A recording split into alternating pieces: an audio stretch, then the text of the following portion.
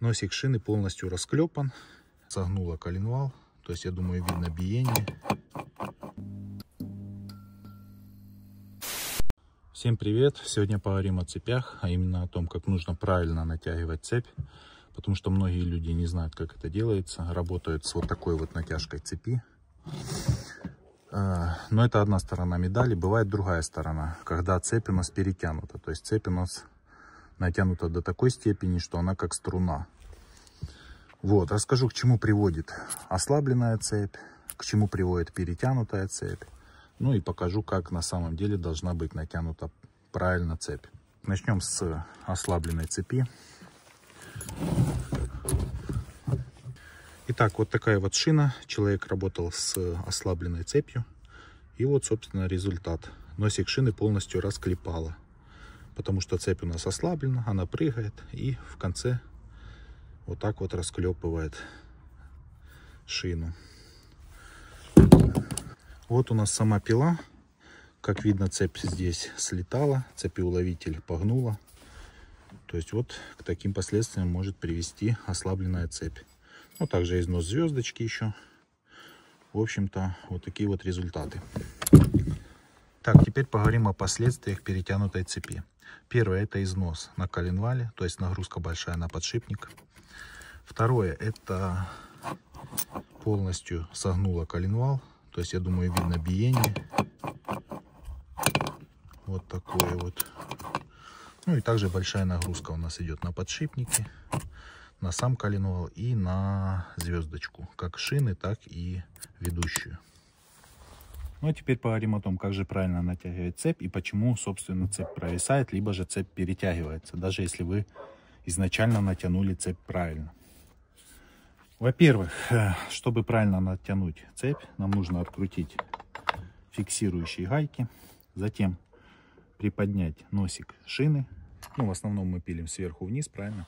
У нас получается шина приподнимается и цепь ослабевает.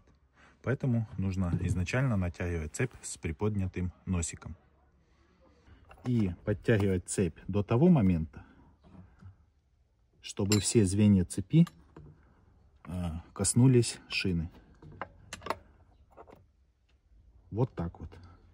Затягиваем гайки. Для начала можно одну подтянуть. Затем вот такими вот движениями заодно расправляем саму цепь и также проверяем, легко ли она крутится. В данном случае у нас все отлично. Цепь нигде не провисла, поэтому зажимаем вторую гайку. Итак, теперь поговорим о том, почему цепь во время работы все-таки провисает. Ну, во-первых, цепи тянутся, это не секрет. Новая цепь тянется намного быстрее, чем уже поработавшая. Но также бывает, цепь тянется от того, что ей недостаточно количества смазки. То есть, либо у вас закручен насос полностью, либо же он просто не работает. То есть, цепь трется на сухую, естественно, нагрев, естественно, растяжение. Второе. Цепь тянется еще, если вы льете плохое масло цепное. Либо же вообще используете отработку. На собственном опыте скажу, что такая цепь на отработке тянется быстрее. Вот, это по поводу того, что цепи растягиваются.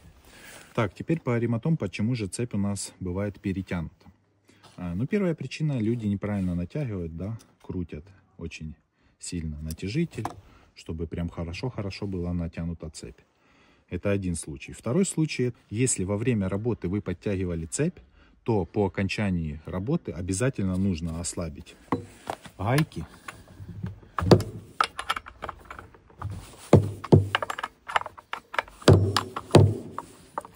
и ослабить натяжитель. И вот в таком вот положении оставить пилу. То есть, что у нас происходит? Мы подтянули цепь, как должно быть, да? Поработали, цепь у нас нагрелась, растянулась. Мы ее еще раз подтянули. Вроде бы нормально, да?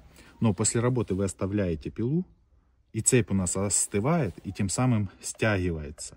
И получается у нас цепь перетянута, давление на коленвал, давление на звездочку, давление на подшипники. Ну и, собственно, вы видели, к чему это приводит. Ну, собственно, основные моменты рассказал. Кто со мной не согласен, пишите в комментарии. А у меня на этом все. Всем пока.